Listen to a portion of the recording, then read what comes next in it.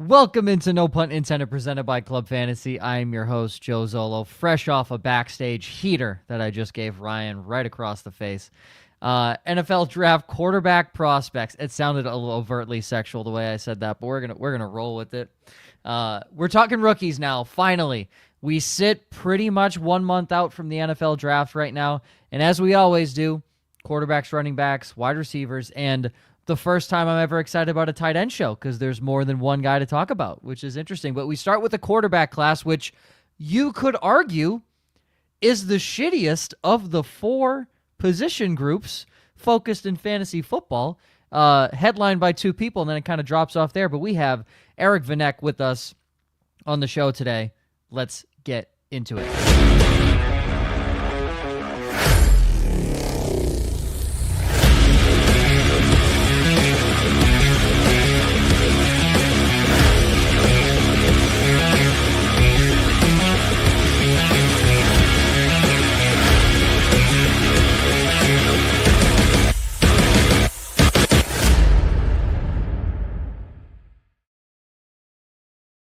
Welcome into No Punt Intended, presented by Club Fantasy. I'm your host, Joe Zollo. As always, Josh and Ryan. And joining us, I believe for the first time, Mr. Eric Vanek. Eric, how are you? Good, man. Yeah, appreciate you guys asking me to be on. Excited to talk about the 2025 quarterbacks. I'm glad you're excited. There's only a couple that are exciting. Yeah, well, pretty dog shit. You're telling me Will Howard doesn't get the jollies rolling a little bit? And I'm an Ohio State fan, and I got him ranked all the way down there. And 8 feels high. Let me tell you, 8 feels a tiny bit high for Will Howard. Josh, anything you guys want to say before we get into this, or do I just? This is the first time in my lifetime where I'm actually seeing a University of Miami quarterback at number 1 coming into the NFL draft. Yeah, I'm like head over heels. This is going to be like my favorite show of the year. Yeah, that would have had to been like what? Testaverde in the 80s the last time? I was going to say, you were Kozar? 6 when Vinny Testaverde was drafted. So yeah, Testaverde, Jim Kelly. Yeah, those are the... Jim Kelly went to the U? Yeah. Wow. So Bernie Kosar. I knew Kozar and Testaverde. I did not know Jim Kelly went to the U. Wow. Jim Kelly, notably known for blowing 4 Super Bowls with the Buffalo Bills. Yeah. So shout out Jim Kelly. All right. Before we get into this, Eric's top 10 quarterbacks heading into the 2025 NFL Draft. It is feeling that Cam Ward is the unanimous one, and it's feeling like it's not even close now at this point. It seemed to be Shedeur and him. I fear Cam Ward has fully pulled ahead from the pack. Cam Ward at 1, Shedeur Sanders at 2. That seems to be the top tier, and then a steep drop-off to Jaxson Dart of Ole Miss and Jalen Milroe at Alabama.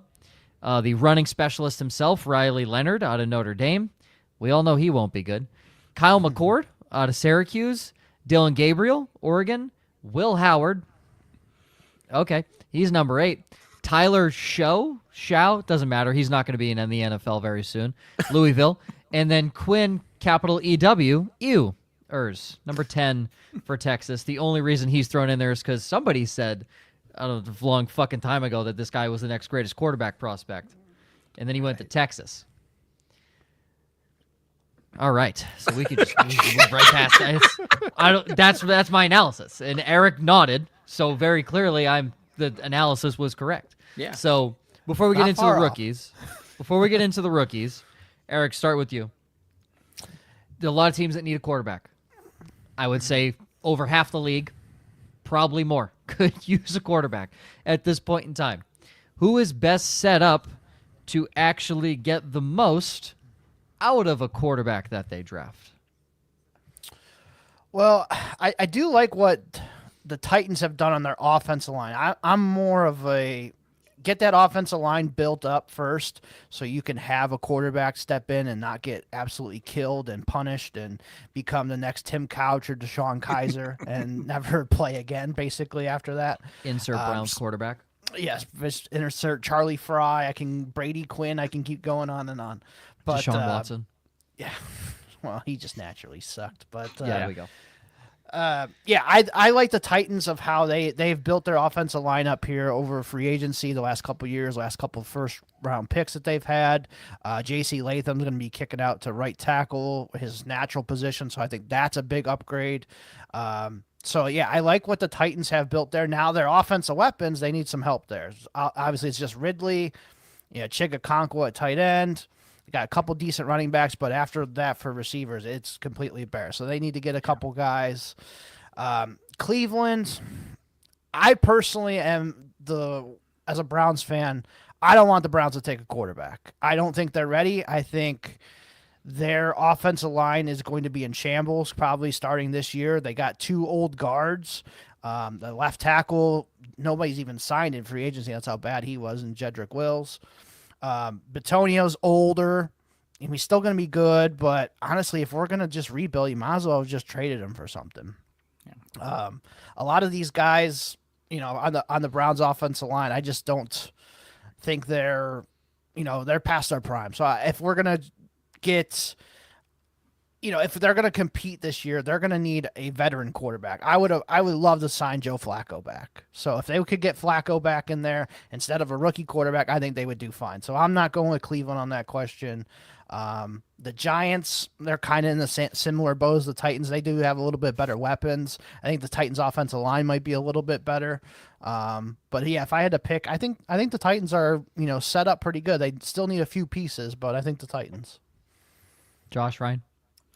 Strictly for selfish purposes, I want the Giants or the Raiders because I just want good things for Malik Neighbors and I want good things for Brock Bowers. And so this is where I think you want to see a quarterback go and have a weapon. And Calvin Ridley's not bad. And honestly, for a rookie quarterback, Calvin Ridley might be the perfect weapon because he's 31 years old. He's a veteran in this league. He's not going to be a crybaby about getting the ball because they have to get him the ball because who else are they going to get the ball to in Tennessee? Yeah. So there's a lot of merit to that Tennessee. Plus, of all of these teams, Tennessee runs the most fantasy friendly offense if they can get the pieces in place. So it's hard to argue with Tennessee, but because I want to see the full extent of what Malik Neighbors could be, I want to see one of these guys with the Giants. I just don't know if that's the route it's going to go.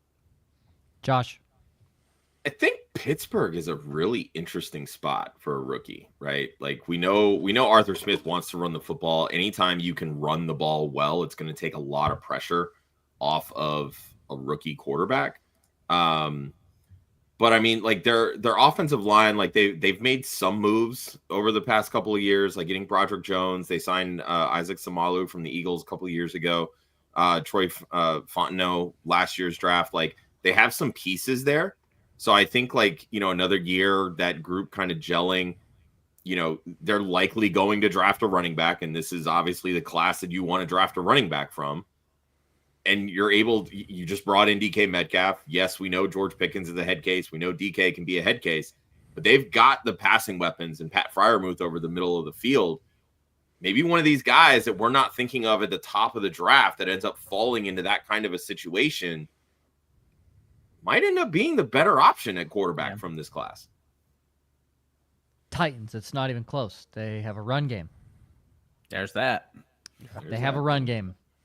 And minor resemblance of a defense. Yeah, I mean, they have a run game, but this is what I'm talking about with Pittsburgh, right? Like, you have an offensive coordinator that clearly knows how to scheme the running game and is not afraid to run the football more than 50% of the time.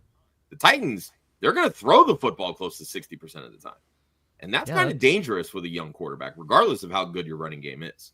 Yeah, I like it. I think I like Tennessee. And I think Vince said the Titans need to trade that pick like yesterday. No, they need to take a quarterback. Yeah. I guess you have to wait and see how everything's going to play out because I don't see a situation where the Titans draft Cam Ward and keep Will Levis. So I guess you're going to wait and see who's calling during the draft and what kind of day 3 pick you can get for Will Levis at this point. So let me throw this out here because I don't know if this has been floated out on national media because we are talking draft and potential quarterbacks. A man by the name of Joe Milton has been floated out and is supposed to be traded before the NFL draft, a la there's no way the Pats signed Josh Dobbs just to cut him. So, Eric, I'll start with you. Yes, this goes back to last year, but let's say Joe Milton goes to one of these teams, per se, that are set up well to play with a quarterback. And yes, it was week 18, but Joe Milton can throw the football at an NFL level. How would that make you feel? Let's say the Titans do it, right? The Titans keep one, or maybe they trade out, gain some more picks, but they keep one, take Abdul Carter, and then trade for Joe Milton, right? That Milton's not going to cost them a first. How would that make you feel for each of your specific teams that you had just picked if Joe Milton becomes that team's quarterback? Eric, because he's the only guy that seems like you can trade for right now that could maybe start for you week 1. Eric. Yeah, for the Titans, I still would take Cam Ward over him. So if they were to do that, I think they're losing out a little bit. Like, sure, they could use some defensive help, either Hunter or Abdul Carter at the number 1 overall pick. I think, I think I'd still take Cam Ward there. For the Browns, if they traded for Milton, I just don't think he fits Stefanski's type of offense that he wants to run. Yeah, so I'm going to be out on that one. The Giants would just be throwing a Hail Mary at that point. Like, they're That's trying what Joe Milton does. Yeah, they're trying to save their jobs. Joe Milton does. Let me tell you. Joe Milton to Malik Neighbors would feed families. I'm not gonna lie. I was at the combine when I watched him take a 5-step drop in quadruple hitch before throwing the football 70 yards. Yep. The man's got a cannon. But he's got a big arm for sure. Yeah. Josh, Ryan, would Joe Milton move the needle for you at all? It's not an offensive fit, but the Raiders could be interesting. And what I think is especially interesting is a lot of people want to link Ashton Genty to the Raiders in the first round. So if this gives them the ability to take Genty and walk away with their quarterback, it becomes a lot more interesting. But I don't think Joe Milton is the type of quarterback Pete Carroll's looking for in his offense either, though Chip Kelly might be able to have fun with that. So. This is true. I like that Raiders spot, Ryan, and I'll go back to the Steelers too. Look at what. Well, the Steelers were the team I saw linked when this report came out. Yeah. Well, and this is here's my thinking, right? Like, look at what Russ did so well in Seattle. It was hand the football off and then throw it deep. What does Arthur Smith want to do? What did Smith ask of Russell Wilson last year? Hand the ball off, throw it deep. Yeah. Get those big chunk plays. Joe Milton can utilize his arm, but then utilize his legs the same way that Justin Fields did in that Arthur Smith offense. I think there's something that could be cooking there. Add in the fact that Milton also has legs and can run. Yeah, exactly. At a fairly high level. So you're getting the Justin, not as good as Justin Fields at by any means, but the Justin Fields aspects of rushing there. Let's play the game. Cam Ward, 1. I feel that's going to happen unless Tennessee gets blown away with an offer and says, we feel confident in Will Levis, which I don't know how you feel confident in Will Levis going into the season, but let's just play the game. Cam Ward's at 1. That seems to be where he's being mocked. Now, I'm pulling up the latest mock draft that I found that it was done 3 hours ago. It was on CBS Sports. It just happened to be the website. That was the most recent. The next quarterback off the board is Shedeur Sanders. They have him going at 9 to the New Orleans Saints. That is a far cry from where people had teams projected to trade up to 2 or 3 to take Shedeur Sanders. So, Eric, I'll let you talk a little bit about Sanders and what you think about him and where you kind of have him as the overall prospect here, and then we'll play the game. What if he ends up in New Orleans? But let's start with him as an overall prospect. Yeah, so with Sanders, he's got elite strengths are his accuracy, his ball placement. He's got a really good processor, football IQ. He's showing that, every time at Colorado. Very poised and calm under pressure. A lot of big pressure situations that he was in last year. He showed pretty good poise. I think he navigates the pockets really well. Sometimes he holds the ball way too long, though, which leads to a lot of sacks. And that was if you watch college football last year, it's his offensive line and, so many throwing them under the bus, it seemed like, and all that. Some of his weaknesses, though, his arm strength, it's about average to above average. It's not like Joe Milton. It's not Josh Allen. It's not any of those type of guys. But it's above average to average. Downfield accuracy is hit or miss. Needs to handle pressure better. I think personally he needs to play behind a really good offensive line or he could fail. Like if he is just getting crushed every single time, it could just kill his confidence. Yeah. I think he does have a little bit of rushing ability. I'd compare it to like a CJ Stroud level runner. He can do it, but will he do it? That's the big question. Was he do it often enough? No, but in the red zone, I think he could score a few rushing touchdowns. He showed at Colorado he could run for a few rushing touchdowns there, close to the goal line. But yeah, he's probably like a CJ Stroud level runner. If he gets me 150 yards in fantasy for the year, I'd be ecstatic with that. Really? Like, I 150 feels so low these days, but this is one of my biggest issues with college football stat keeping is if you look at Shedeur Sanders rushing, it's like negative yards because of how many fucking sacks he took. I'm looking at it. It's negative 50. Yeah. Because he took an obscene amount of stacks. So that was actually where I was going to go with this, Eric, was what is his true rushing ability? But if we're saying CJ Stroud to 150 yards for the season, to me, that's just not rushing ability anymore. Right, so. Yeah. I mean, like I said, he can do it. Go ahead, Eric. Sorry. I was saying he can do it. He just, does he want to do it? It's like CJ Stroud. CJ Stroud showed in that national or the playoff game against Georgia, he can run the ball when he needs to. He just doesn't do it very often. Didn't he run the ball? Kind of the same. Stroud, didn't he run the ball well as a rookie as well, and then just stopped? I know he had a couple rushing touchdowns, Yeah. but it wasn't.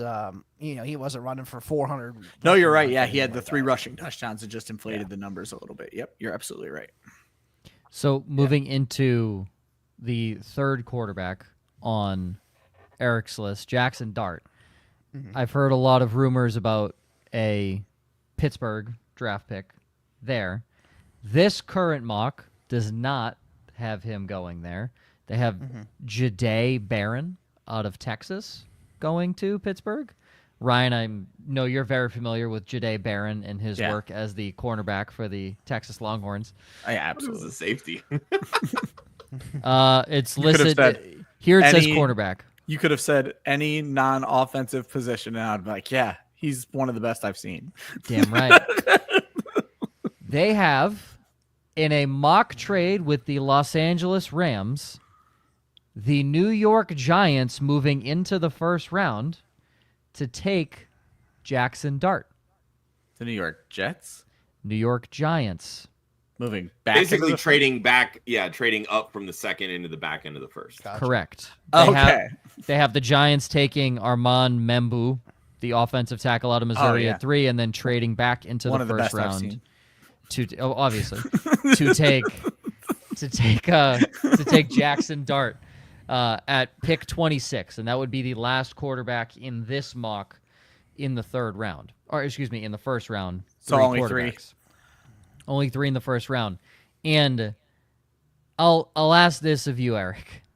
If this wasn't an incredibly quarterback needy league right now, and Joe Shane's job wasn't on the line playing this game, is there any chance in hell Jaxson Dart is anywhere near a first-round pick in the NFL? I think so, yeah. I like him a little bit. I think he's probably like in this 20 to 30 range. That's probably where he should go. So I think he's, appropriately priced right now. In my mock draft that I did on Sunday, I had him at 21 to the Steelers as well. So that's kind of where I had him. And I think he's a really good player, man. He's got a really strong arm. He can push the ball down the field, good velocity, fits the ball in the tight windows. I really like his mobility and playmaking ability. So he's a capable runner, I think kind of in the mold of Daniel Jones, Drake May, Bo Nix, someone in that range. That is a wide variety of talent right there. Right. But I'm just talking pure rushing stats for fantasy. Like Daniel Jones was getting, 700, 800 yards. Drake May could easily be a 600-yard guy. Bo Nix was, I forget how much he was at, but like 400, 500. Yeah, he was scooting. To add to that, he had 495 rushing yards last year. Right. So, Yeah, I really think in fantasy wise, he's going to be an asset just for his rushing ability, and we'll see what he can do, passing and all that. I think he's creative when he's making off-platform throws. His throws on the run have gotten better with decision making and reading defenses and all of that over time. So I like that. His ball placement can be a little erratic at times, especially on intermediate deep throws. He needs to improve his consistency in that department.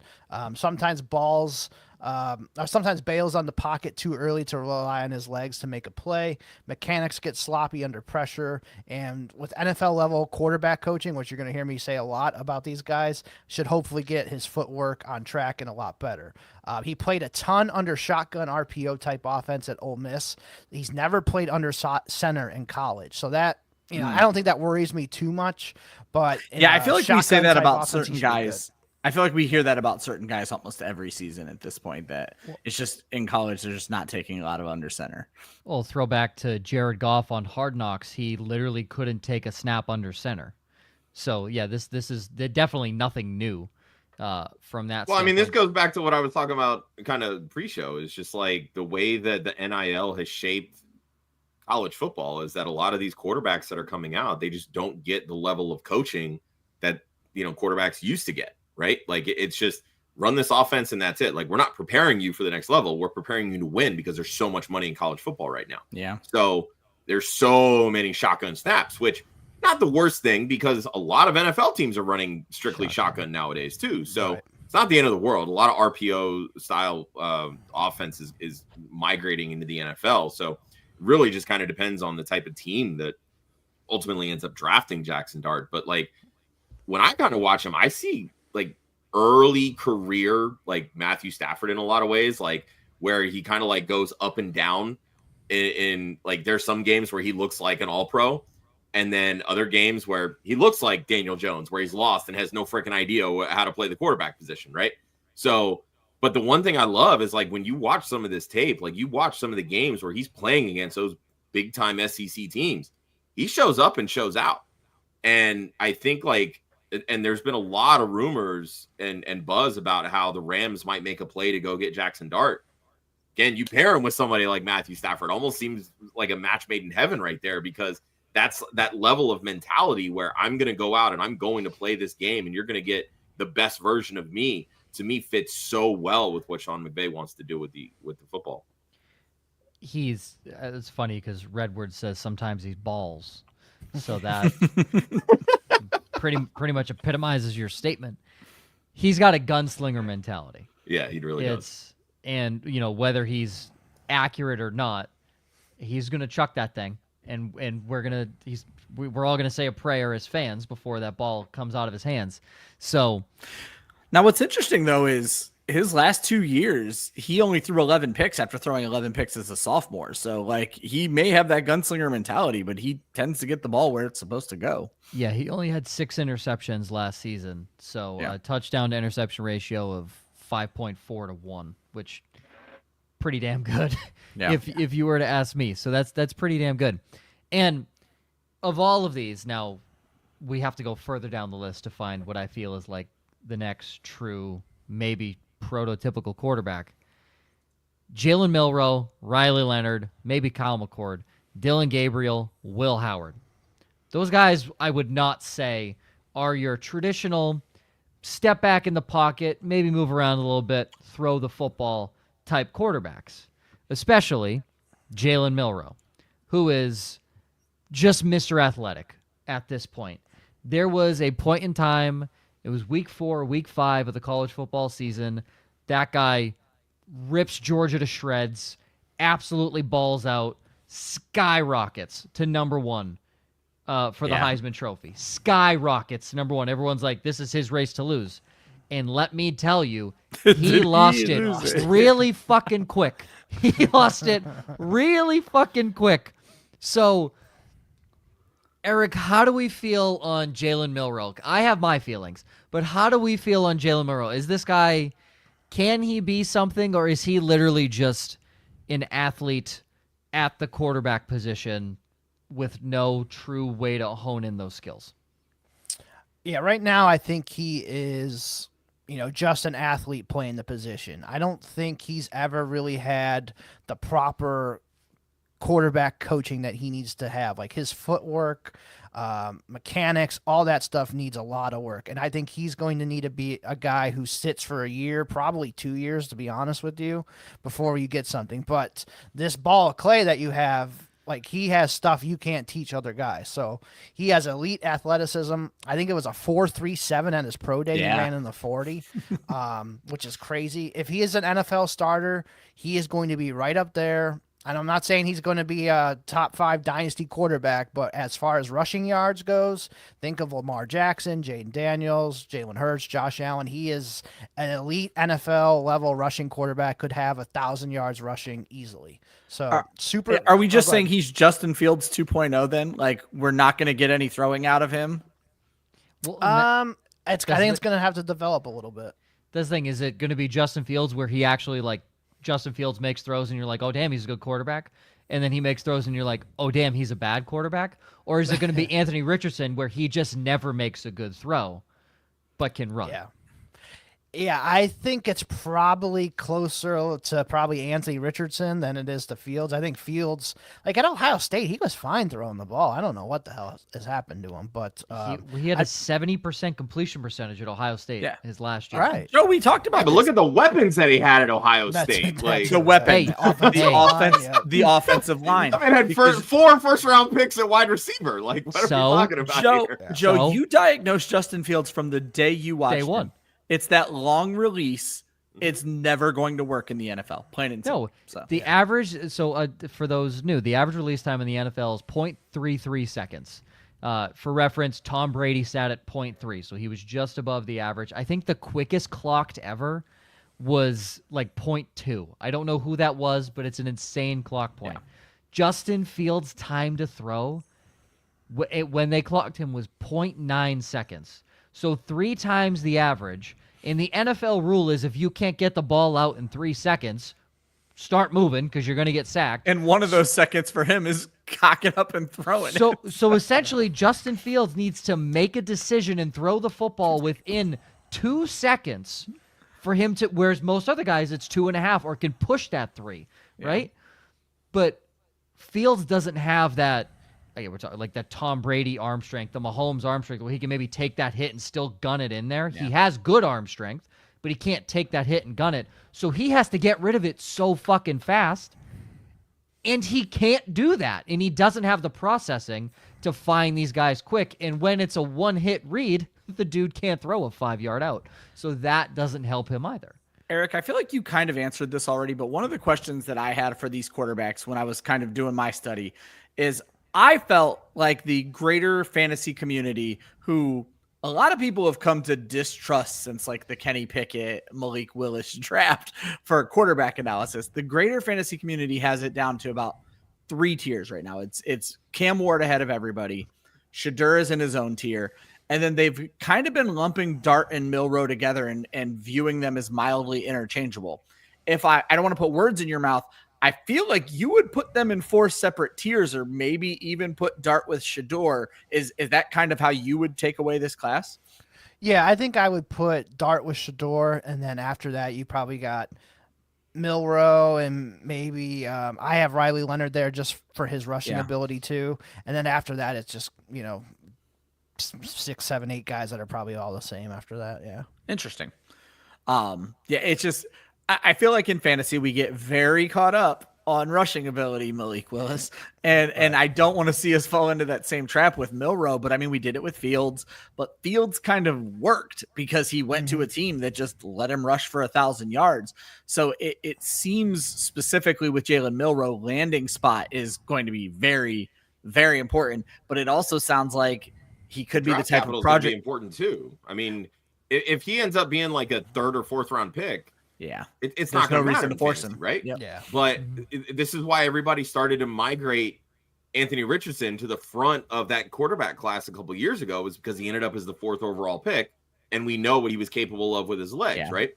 If Jalen Milroe ends up as a top 10 pick, which I don't think he will, but let's say the Saints get trigger happy at the quarterback position and fall in love, then everybody's going to start trying to like talk themselves into Milroe as potentially the QB2 behind Cam Ward, right? Like that's just how the fantasy community is going to operate. They value what a quarterback can do with their legs for good or for bad. And that's the unfortunate side with Jalen Milroe. I think from a talent perspective, I can see him sort of sneaking into that back end of the first round, kind of similar to the way that Lamar Jackson did however many years ago it was. He ended up being the 32nd overall pick, only started like 5 or 6 games his rookie year. Next year, he comes out 36 touchdowns, MVP of the league, right? I'm not saying Milroe is going to be that, but when you see what he's capable of with his legs, some team is going to say, we can fit this guy into our system. Let's see what he can do. Milroe had a couple years starting. Anthony Richardson did, he had 1 year. That was it. He was destined to fail from the beginning, in my opinion. Milroe at least has starts in the SEC in college football and did it for multiple years. Took his team, was quarterbacking in the college football playoff. So I think there's at least something to build off of with Milroe. It just becomes teaching the mechanics side of it. Correct me if I'm wrong. The championship was Notre Dame, Ohio State. I'm not tripping this on year. That, correct? I'm talking about last year. No. I'm aware. Yeah, I'm talking about this year. Those two quarterbacks were Riley Leonard and Will Howard. I don't give dick who's the quarterback in the college football playoff because Riley Leonard and Will Howard were vying for the championship. That's not the comp Josh is making. What Josh is saying is if you're looking at Richardson and Milroe, Richardson was perpetually set up to fail because he's never had the experience under his belt. Yeah. Milroe has that experience, and he has that experience in big time games. This isn't fucking Trey Lance. No, this is true. But to bring up the Lamar thing, Timothy brought up Lamar was a far more accomplished quarterback. Yeah, absolutely. Absolutely he was. But again, everybody questioned the mechanics. Everybody questioned, he's a highlight reel. Can he actually play quarterback? I don't know. I would have put He's Jalen the Milroe reason why teams are giving quarterbacks like Anthony Richardson, Jalen Milroe, Justin Fields an opportunity to learn how to play quarterback in the NFL because of the tools and the athleticism that they have. I don't know how you feel about player comps, Eric. We've been doing these shows for, I think, 5 years now, and we get people who love player comps and we get people who hate player comps. As we're talking, are we missing a pretty easy player comp to Jalen fucking Hurts with Milroe? We question Hurts as a thrower. I mean, obviously Hurts exploded, but we questioned him as a thrower. We knew he could get it done with his rushing. I don't remember my takes on Hurts when he was coming out, but it just feels kind of obvious right now. Yeah, I kind of thought the same. Like you said, Jalen came out, even Josh Allen came out, Lamar came out.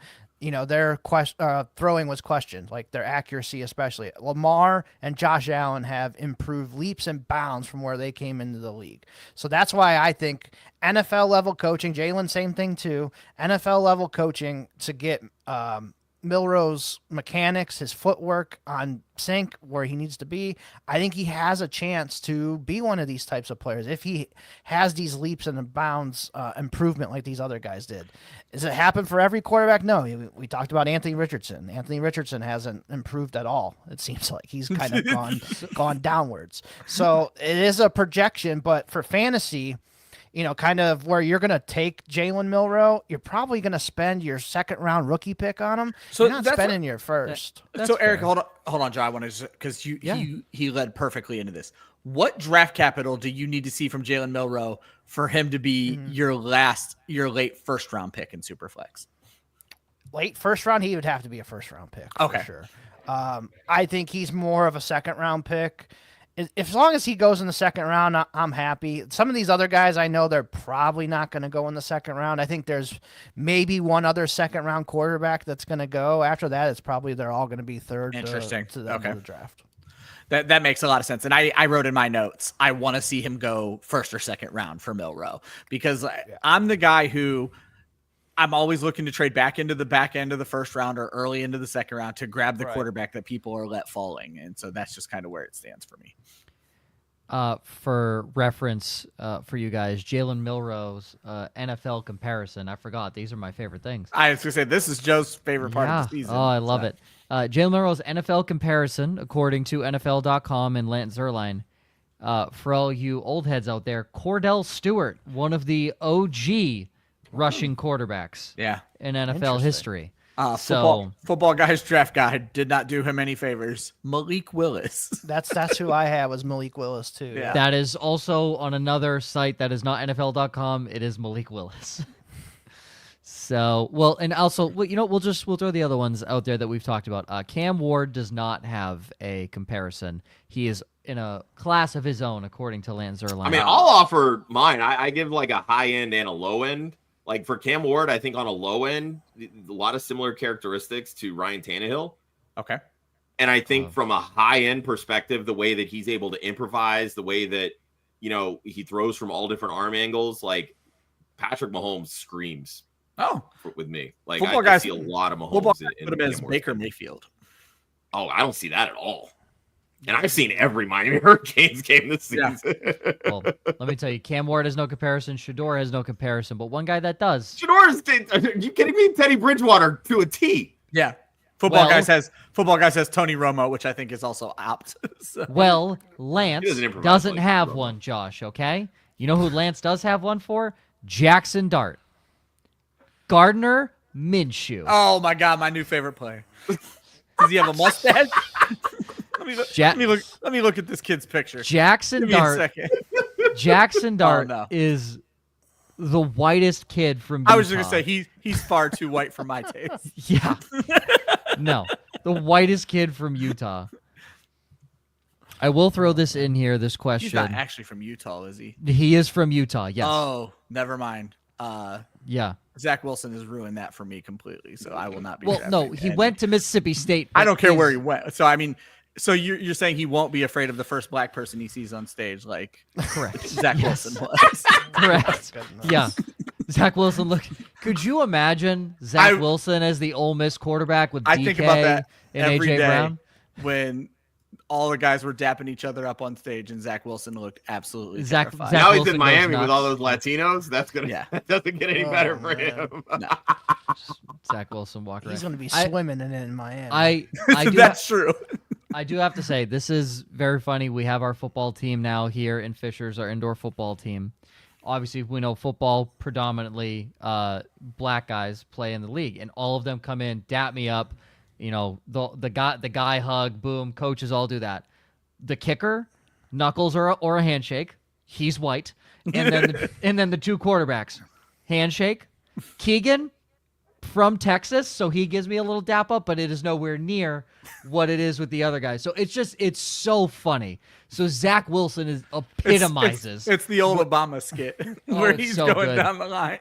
It's so good. But I do want to put this out there just as a fun little thing before we get into mid to late round sleepers, and then going into where we feel some top prospects land.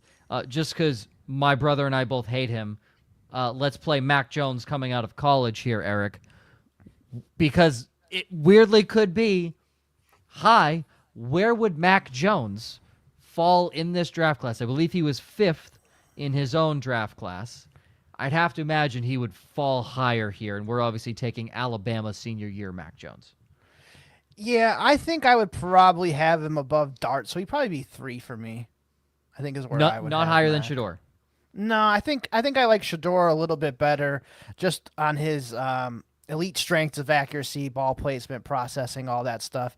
I mean, I think it's better than what Mac came out with. So I didn't like Mac. I'd probably put him at 4, maybe even 5 behind Milroe, depending on Milroe's draft capital. I mean, obviously we wouldn't know any of their draft capital. I like the athletic guys because I play fantasy football. So right. Mac Jones just doesn't do it for me. I had Mac. 4. I had Mac bagging groceries at Hannaford's. So. Yeah, worst day of Joe's life.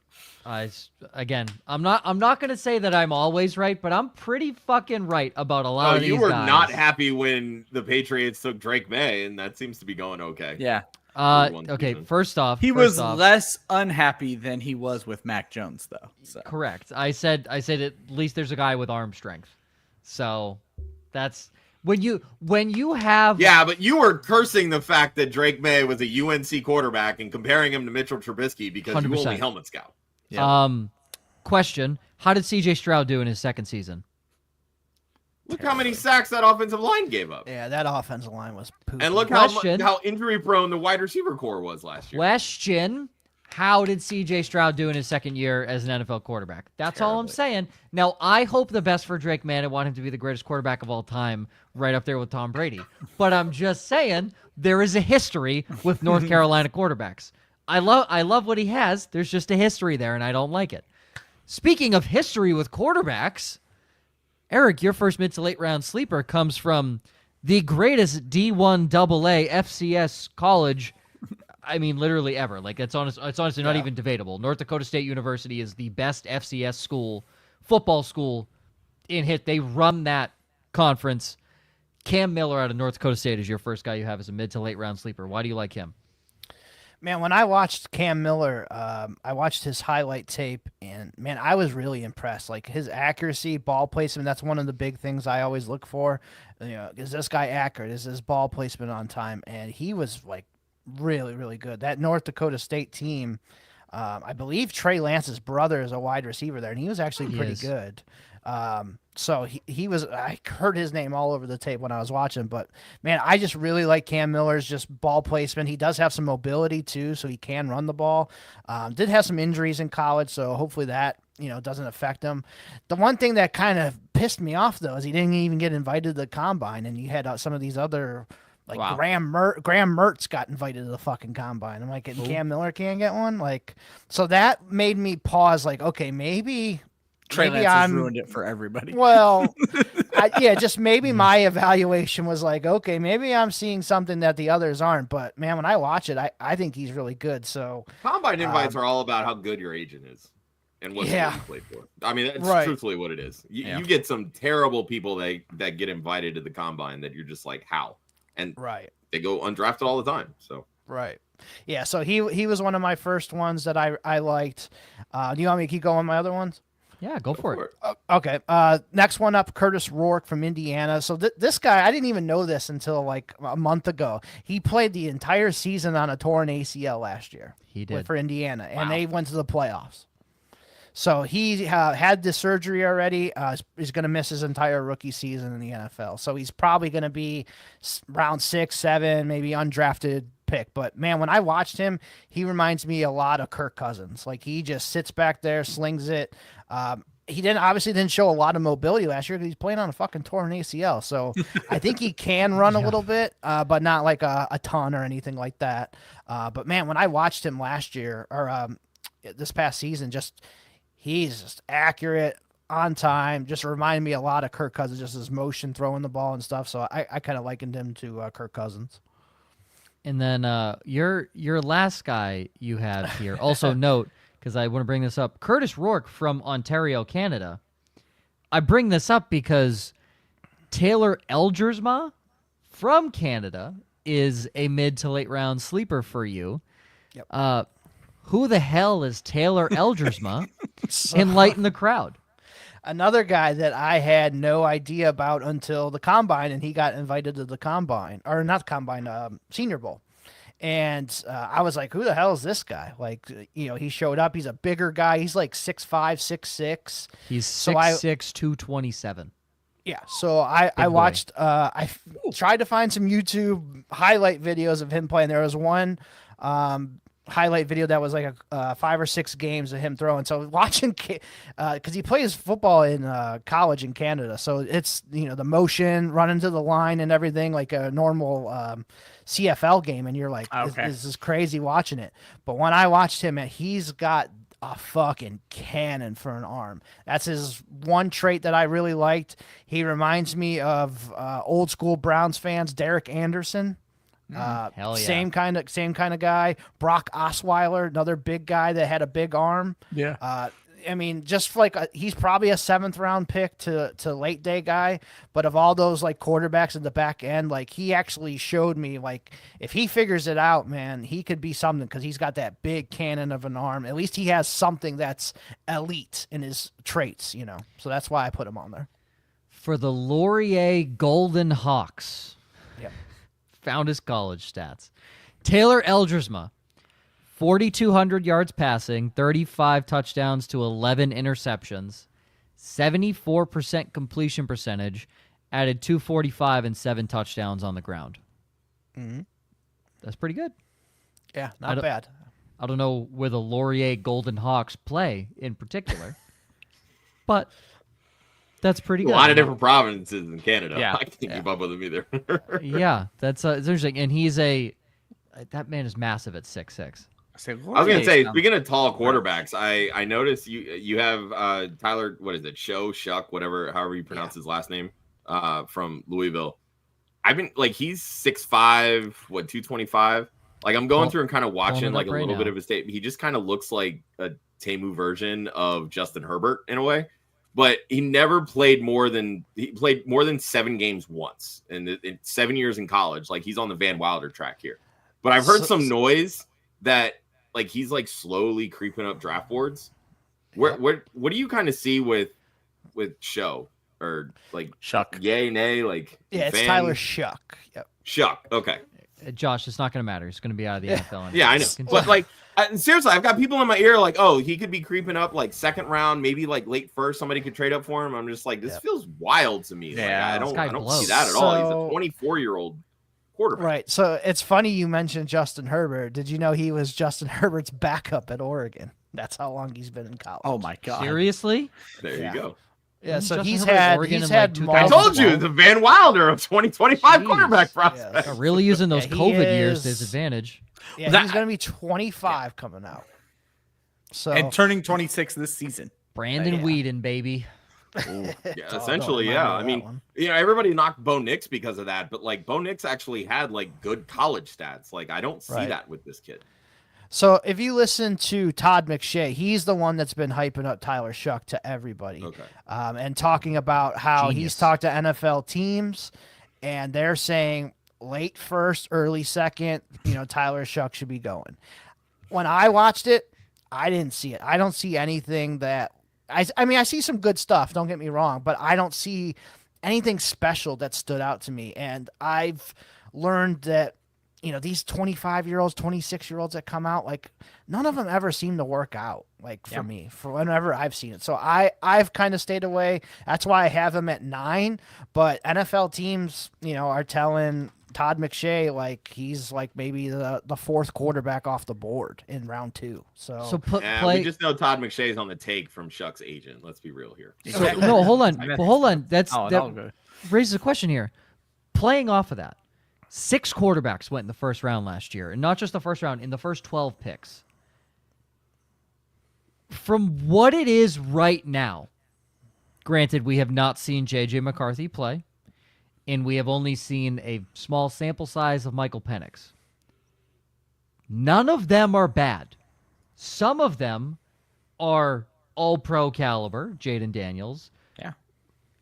Both are two very promising in Bo Nix and Drake May. Caleb Williams, we know, needs a little help, but the skill is very clearly there. And then you go to Penix and JJ, who I think everybody has high hopes for. This dumbass bum that nobody's ever heard of in their fucking lives before today's show, outside of Eric. Is this at all? Don't laugh. It's true. It's true. Respectfully, what's his name? Fucker. What's his last name? Tyler Shough. Shuck? Oh, God. Okay.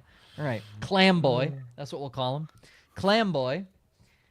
You shuck clams, Ryan. Terrible joke.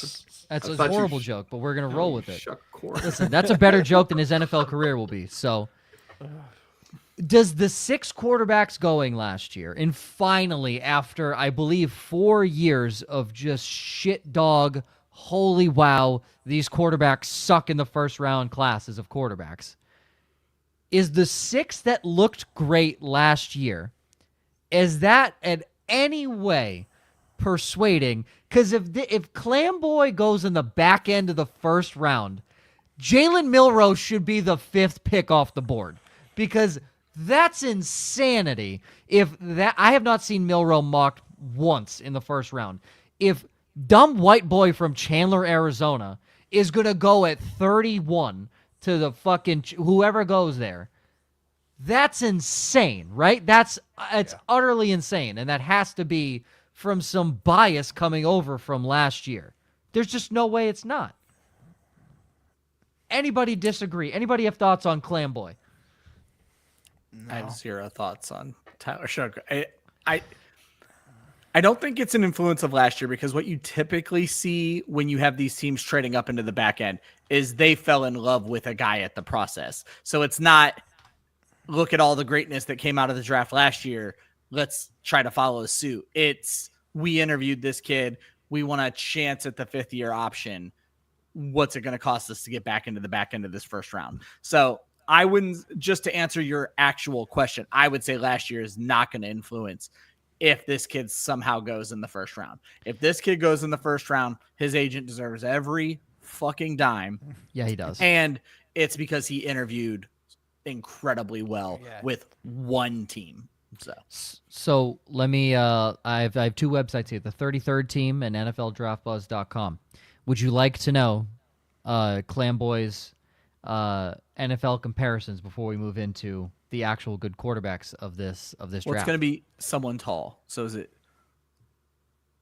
Blake Bortles or no? But I feel like that's doing. I feel like that's doing Blake Bortles a disservice, comparing him to Clamboy. Clayton Tune, oof. Kenny Pickett, Josh McCown. Yeah, sounds like a first-round pick. Yeah. Listen, if he's Josh McCown, it's better than any of us would have expected. If he becomes Josh McCown, better than any of us would have expected. But that's where he's at right now. Okay, let's go into where we believe top prospects are going to land. We are going with Eric's top 4 quarterbacks because Riley Leonard barely deserves a mention in this show. But we have Cam Ward, Shedeur Sanders, Jaxson Dart, Jalen Milroe. And we will start with Cam Ward. Spoiler alert, everyone thinks he's going to Tennessee. Yep. Let's say Tennessee drafts Abdul Carter at 1 or Travis Hunter, right? The two probably just best talents of the draft right there. Let's play that game. Where does Cam Ward go, Eric? Cleveland. I think he's too good of a talent for Cleveland to pass up if something crazy happened at 1. So. And I agree. I don't think there's any way anybody lets him get past 2. Would you think there's a team, if any, that would trade up to 1 to take Cam Ward?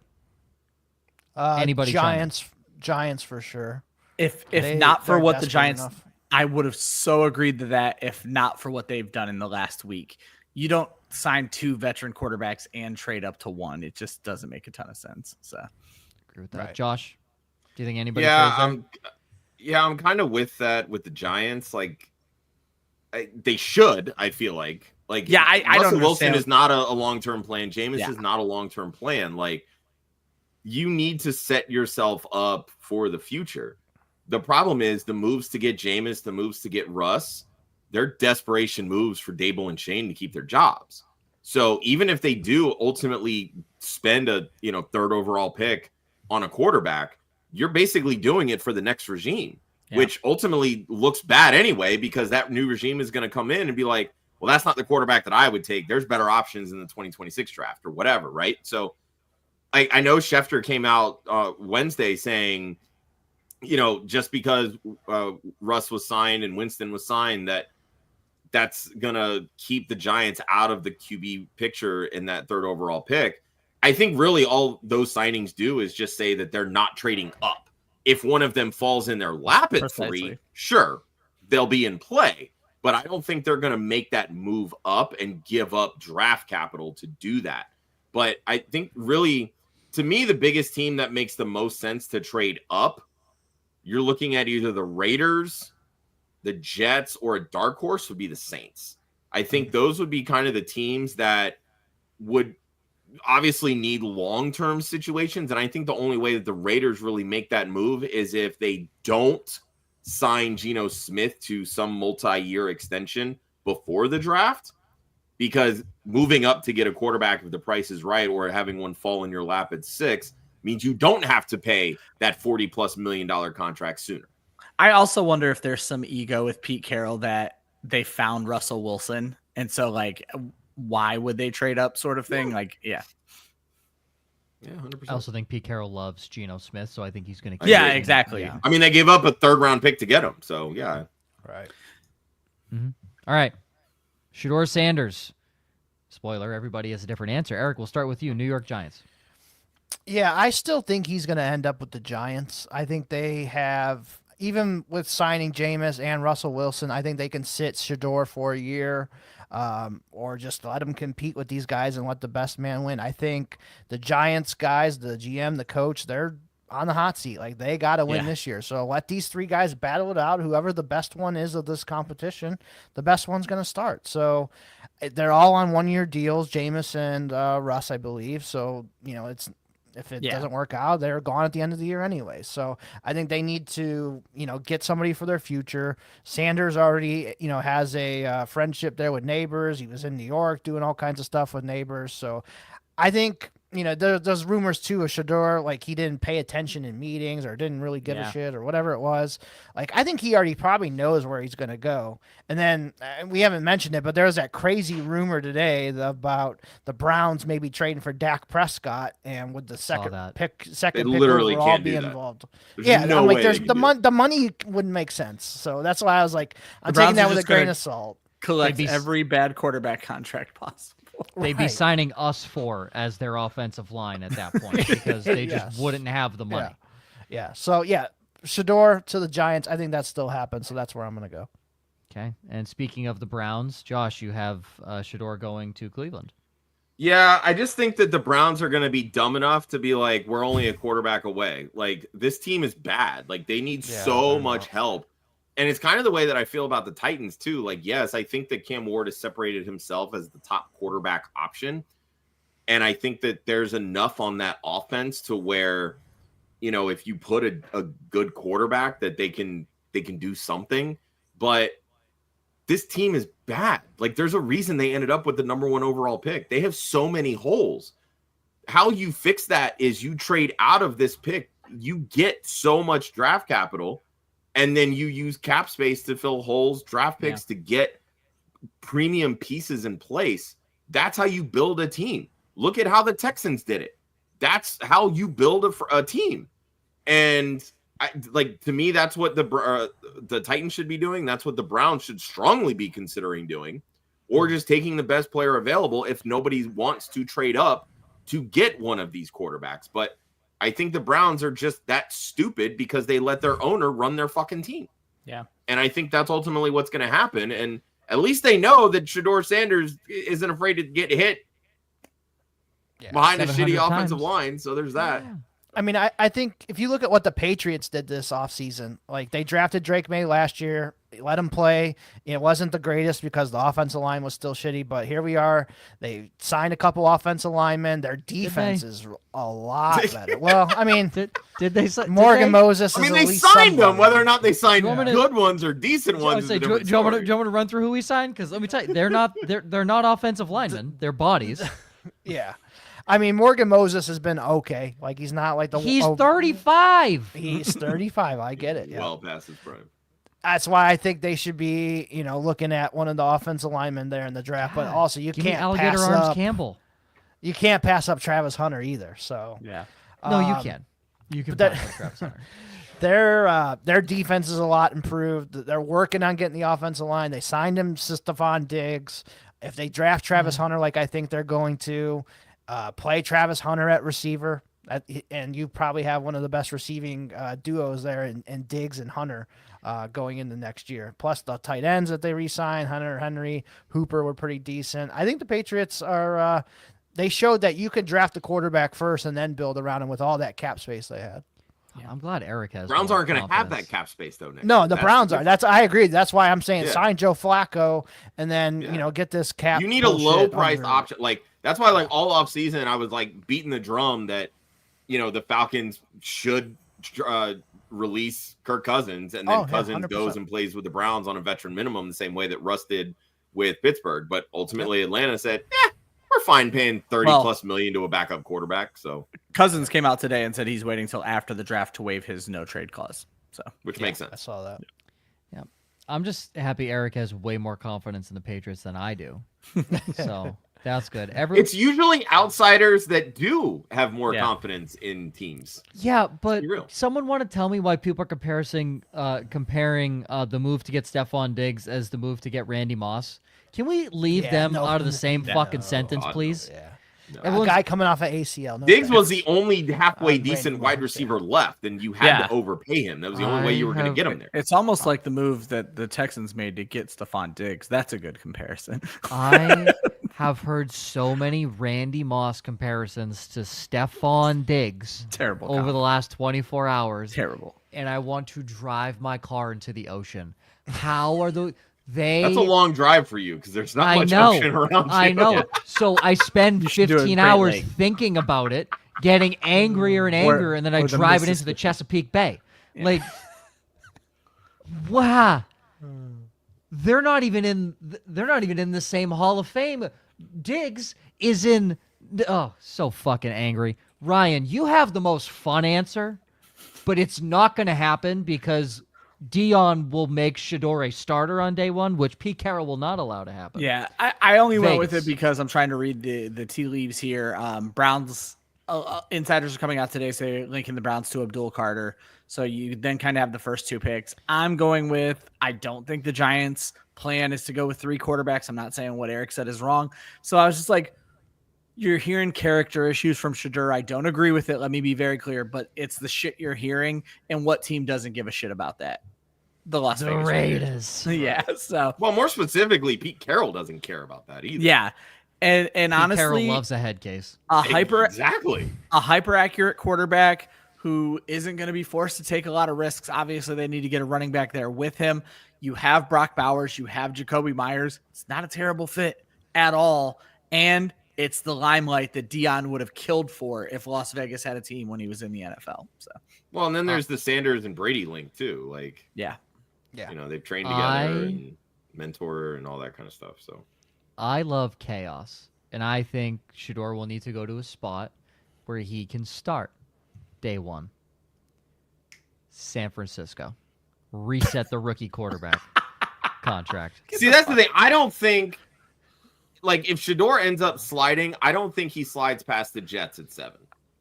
Just Can my I just personal- say, I love that our chat is the biggest Sincere McCormick hype. Yeah, train what is with the sincere as McCormick ever. love? It's clearly something we accidentally did during waiver wire During the runs season, last right? Like year. we hyped up Sincere McCormick for 1 week, and he had 30 yards Yeah. And he and got 3 hurt. catches. Yeah. Ugh. Shedeur to Vegas makes the most sense in Dion's mind. Yes. Also, I do not question the character one bit. He is Dion's son. 100% he's going to have an ego. I would be shocked if Shedeur Sanders didn't have Yeah. confidence or It'd be swagger more or ego. Or I mean, for whatever you Christ's wanna sake, he classify it. invented this thing. Yeah, the whole, yeah. God. Okay. Moving into Jaxson Dart. Eric, you have Pittsburgh. Yeah, I had that in my mock, so I'm sticking with it. I just think if there's a team kind of in the middle of the first round that could take a quarterback, if you know, it sounds like the Aaron Rodgers' only spot if he wants to play is going to be Pittsburgh. So they're going to need a quarterback of the future. I think it makes sense. They might even move up a couple spots, you know, to pick them up too. So I think Pittsburgh's in a good spot. Ryan and Josh, you have the same answer. New York Jets. Go ahead, Ryan. Yeah, I mean, right now you're playing a wait and see game with Justin Fields, and obviously Justin Fields' shortcomings are well filmed. So you're going to let Fields play out this year and see what you're going to get from him. You have Fields again next year if you want, but the fact of the matter is you don't know if he's the future, and what we've seen on tape isn't inspiring that he's a franchise quarterback. Whereas with Dart, if you believe in the guy, you're going to be able to probably get him late in the first round. You don't have to trade up for him. You don't have to do these types of things. And again, he kind of fits what their offense is right now, assuming that the offense is going to stay stable. So I'm not going to go chaos. I think it's Pittsburgh. I think Pittsburgh makes the most sense. I I'll don't think explain- Dart goes at 7. I mean, just to spoil my next answer, I'm seeing so much Milroe to Pittsburgh that I'm just kind of buying into that right now is my thing. So And that's fair because, ironically, the Jalen Milroe question is the flipped for both of you. Eric has Dart going to Pitt and Milroe going to the Jets. You guys have the exact opposite of Milroe going to the Steelers and Dart going to the Jets. So, Eric, why do you have that flipped? Why do you think Milroe ends up in New York? Yeah, I just think in the second round, that's probably a good spot for Milroe to go is the Jets. And he can sit behind Fields, sit behind Tyrod Taylor, and he's basically, similar to both of those guys. It's Can very learn fair. the system. Yeah, and Tyrod's there. Tyrod's been around the league a long time, can kind of show him the ropes. Hopefully get his mechanics, his footwork in place. And then, maybe in a year or two, after Fields' contract runs out, maybe, he's ready to roll. So I like that spot for him. I think, just those kind of guys with that similar style, that should work really well for Milroe. So that's where I would like to see him go. Yeah, I think the biggest thing with the Jets, Justin Fields is not on any kind of long-term contract. Like Nope, it's a 1-year deal. Yeah, it's a basically 2-year deal, but it's a 1-year deal, deal, right? exactly. So that's not going to preclude the Jets from taking a quarterback in the first, whether it's at 7, whether they trade back, maybe in the middle of the first round, or even in the second round, like day 2 or something. Like, I fully expect them to draft a quarterback 100%. with somewhat high draft capital, like within those first 3 rounds. They need to put pressure on Fields. He really hasn't shown anything outside of athleticism and rushing upside that says, this is my franchise guy. So the Jets are like, yes, they took a gamble. They needed to, and I get that. They move off of Adams. They move off of Rodgers. Fields obviously has a connection going back to college with Garrett Wilson. And we've seen that kind of become a trend in the NFL over the past 5 years or so, where teams are pairing their college wide receivers with the quarterback, right? Like Eagles did it with Devonta Smith, Jalen Hurts. The Bengals Burrow, did it, Jamar Chase, Burrow. Like, there's plenty of options going around that have similar outcomes. They're hoping to kind of spike on those results, right? The Jets obviously need to do that for Garrett Wilson's sake, because God forbid this guy doesn't have a quarterback. He's so talented. So, Yeah, we're just wasting I think that Dart probably has a better upside when it comes to throwing the football and getting it to said playmaker than Jalen Milroe does, which, I kind of feel would make a little bit more sense for the Jets, who are clearly starved for a quarterback and want something maybe a little bit quicker in a timeline. Whereas Milroe, I think, needs a lot more years to develop versus Dart. So I think with Pittsburgh, obviously they need serious upside, because right now they have no quarterback, and they just paid a wide receiver $30+ million a year. They've got another one coming up for an extension, but they have all the pieces that can make a lot of sense. And with what will likely end up being a solid running game once they finally get a running back in there to pair with Jalen Warren, you can get that potential out of a rookie.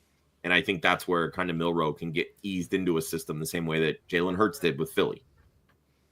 2 more for those quarterback receiver ones. Tua, Jalen Waddle, and most recently, Bo Nix, Troy Franklin last year in the draft. So, interesting. I did have one question I wanted to throw out. Sure. Because we didn't really talk too much about him, and I kind of teased him. Eric, we've talked a lot about different quarterbacks. The Saints are in absolute cap hell. Derek Carr clearly isn't the answer, but likely going to be the quarterback this year. Do you think the Saints make a play at the quarterback position in this draft, or they wait for 2026? Yeah, I think there's definitely a possibility they make a play for the quarterback. I think, like you talked about, if Shedeur falls past the Jets, I think the Saints are a great landing spot for him, and I could see that happening. Could they shock the world and take Jaxson Dart at 9 overall? I think that's a very good possibility too. So either one of those, if I had it in my draft, I don't like him, but Tyler Shough, I had the Saints trade up in the second round to get him. So I think they are looking for a quarterback. I know McShay talked about maybe the Saints actually cut Derek Carr after June 1st. And so they would have to have a quarterback in place by then. So I think that would depend on what happens in the draft. But yeah, I think they're definitely a team that could take a quarterback this year. Well, speaking of 2026, ending on this, the sleeper quarterback for the 2026 draft, you have Cade Klubnik. Yeah. Talk about him. So I didn't go with any of the big names, your Arch Mannings, Lenore Sellers, Garrett Nussmeier, those guys. Everybody kind of knows that, those are probably the top guys right now that could come out next year. Drew Lar, another one. So I went with Klubnik, and that's because I was looking at Campus to Canton's rankings that they have coming up for this season, and I'm like, holy shit, there's a lot of Clemson guys up here. So literally number 4, number 5, and number 6 wide receivers of all college football are all Clemson players. And then they have a tight end is number 8 overall at the tight end spot. So I'm like, holy shit, like maybe Klubnik has a bunch of weapons. If their offensive line can play pretty good, like if these 3 weapons or 4 weapons hit for Clemson, like Campus to Canton's telling me they are, like I think Cade Klubnik could be a guy that sneaks up there. Like he's gotten better as he's gone on. He started off really shitty. He was a high prospect. Him and Drew Lar, I think, were the 2 top kids in their class. And then Klubnik kind of just played really shitty. I think that's just Clemson. Like NIL passed them by because Dabo doesn't like to pick up anybody from the NIL. So I think now that they've gotten some guys in there, Klubnik had a really good playoff game, even though they lost. Obviously, they won the ACC championship as well to get into the playoffs. And I think, another year, experience. We've seen it with all these other guys. Like experience is a big thing, man. So I think Klubnik is a guy that could be sneaky next year if he has a really big season. For my expert analysis, in one of my dynasties on NCAA 25, Klubnik did win the 2025 Heisman Trophy. So, Foreshadowing. just throwing it out there. So those wide receivers were good. Okay, good to know. Listen, guys, if Will Howard can be a college football champion, Cade Klubnik can win the Heisman Trophy. There was a time when Craig Krenzel won a national championship. That's right, baby.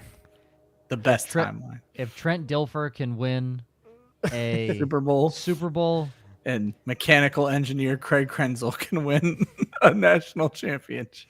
If Rex Grossman can make a Super Bowl, there you go. two of the worst quarterbacks to ever appear at a Super Bowl. Those two. Arguably 2 of the worst to ever appear in a Super Bowl. All right. Eric, thanks for joining us. Yes, that was awesome. Yeah, absolutely. Yeah, Appreciate it, guys. I learned a lot. And it solidified my takes of that. These guys suck outside of Cam All Ward. of them, except for Cam Ward. Except for Cam Ward. They're all bad. And maybe Shedeur Sanders. Maybe Shedeur, right? He's got the swagger, so we'll see. Yeah. G said he's currently at East Carolina and just won the Natty in his 2nd year. So That's awesome. Go Pirates. Go That's ECU. right. I don't. Yeah. Ryan says the only reason he knows these names is because he plays NCAA. I know so many more college football players now than I did a year ago because of video games. And Ryan, what do I always say? I only care about them when they are drafted. When they are drafted. That's all I care about. Because like we had mentioned, if Jalen Milroe goes in the 1st round to the Pittsburgh Steelers, guess where he's shooting up draft boards? Yeah, exactly. Oh, yeah. But if he goes late 2nd to insert team B, he's just Jalen Milroe.